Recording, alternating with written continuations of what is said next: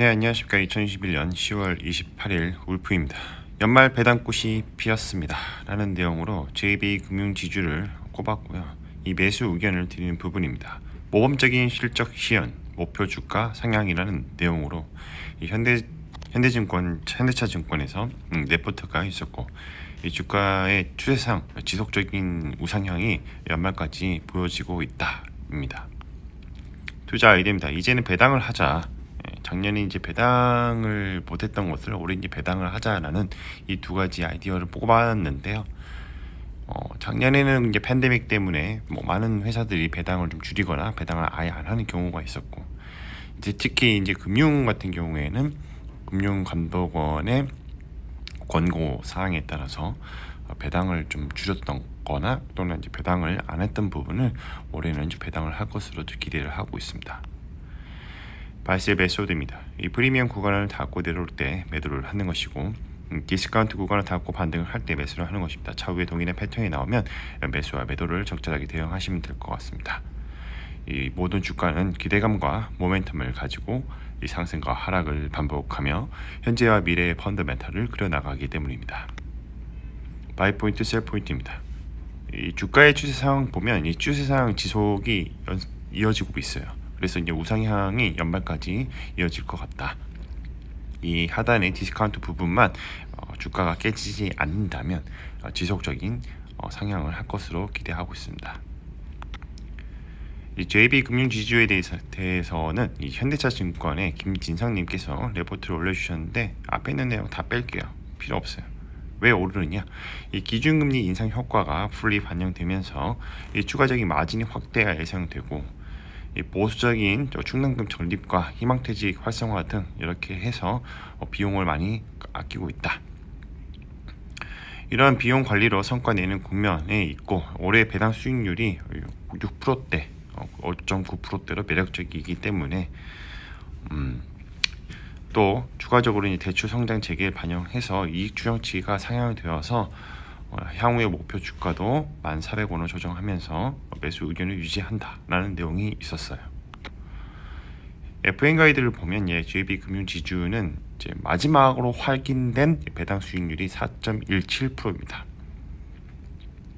주주 현황을 보면 국민연금공단이 9.22%로 좀 깔고 가고 있죠. 그리고 시세 현황을 보면 1년 사이에 79% 정도 올랐습니다. 사업 요약을 보면 금융지주 회사로 자회사 등에 대해서 경영 관리 업무와 이에 부수하는 자금 지원, 자금 조달 업무를 영위하고 있다.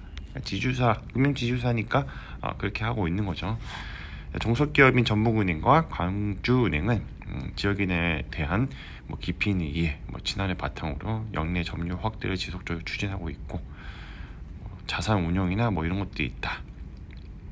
자, PER 밴드와 PBR 밴드 보면 이제 PER 밴드 같은 경우에는 중단에 있어요. 그리고 이제 PBR 밴드는 이제 상단에 있죠. 고평가 논란이 있지만 언제까지나 그만한 실적을 내면 이 고평가나 아니면 또 새로운 평가를 받을 수 있는 기회가 생깁니다. 자, 뭐하는 회사인가? JB금융그룹은 전북은행, 광주은행, 우리캐피탈, 자산운용 이런 자회사들을 거느리고 있고, 거기에 따라서 운용을 하고 하는 그런 지주사라고 보시면 됩니다. 그래서 이제 홈페이지 가보면 현금 배당에 관련된 내용들이 나와 있어요. 배당 수익률 2020년 제8기에는 배당 수익률 6%대였다. 아마도 이제 주가가 좀 떨어졌으니까 그렇게 나타났겠죠. 또는 이 배당금 총액을 보면 정말 많은 부분이 배당을 좀 이렇게 해줬어요. 그래서 향후 21년도에도 이만하게 배당을 주지 않을까, 그런 기대를 해보고 들어가도 괜찮을 것 같습니다. 신용 등급을 보면 또 신용 등급도 쏠쏠하게 높은 평가를 받고 있어요. 이제 공시를 또 보겠습니다. 공시를 보면 이제 현물 배당 결정에 대해서 이제 이사회 결의가 이제 10월 25일 날 이렇게 이사회 결의가 있고, 이사의 결의가 되면 또 이제 배당금 지급 날짜가 좀 정해지기 때문에 아마 11월 25일 날 뭔가 확정이 되겠죠.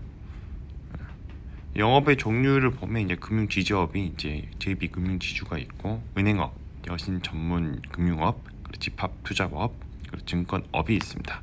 이 증권업은 베트남 쪽에서 뭔가를 하고 있어요. 자, 그리고 원화 자금을 보면 예수금이 전체 자금 조달 상황에서 62%를 차지하고 있다는 거 좀 잘 보여지고 있고, 그리고 대출에 대한 자금 운용이 좀 제일 커요. 그래서 이 회사는 좀 대출로 좀 많이 먹고 사는 것 같다라고 보시면 될 것 같고, 이제 받은 돈을 가지고 이제 운용을 잘 해야 됩니다. 그래서 이제 회사채 가지고 이제 운용도 해서 안정적인 또는 이제 투자 같은 이런 부분을 하고 있다. 주식 비중은 좀 적군요. 이렇게 보면 느낌이 확 옵니다. 요 금융지주 그리고 이제 은행에서 관리하는 것들은 이제 국공채도 금융채도 투자를 하고 있지만 사채가 회사채가 제일 크다라고 생각을 하시면 좋을 것 같습니다. 저의 코멘트는 이제 고배당 계절입니다. 연 6% 정도면 뭐 땡큐죠.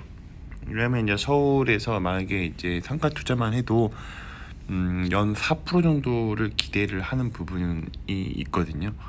물론 이제 상가가 많이 상승을 해서 뭐 시세 차익을 노리는 부분도 있지만 이제 순수하게 배당을 보면 이런 상가 투자보다 더 배당을 주기 때문에 이런 메리트가 있다. 다시 한번 말씀드리지만 상가 투자가 배당 연 4%가 나쁘다는 것은 절대 아닙니다. 꼭 이걸 착각을 하셔서 토달하시는 분들이 주변에 계시더라고요.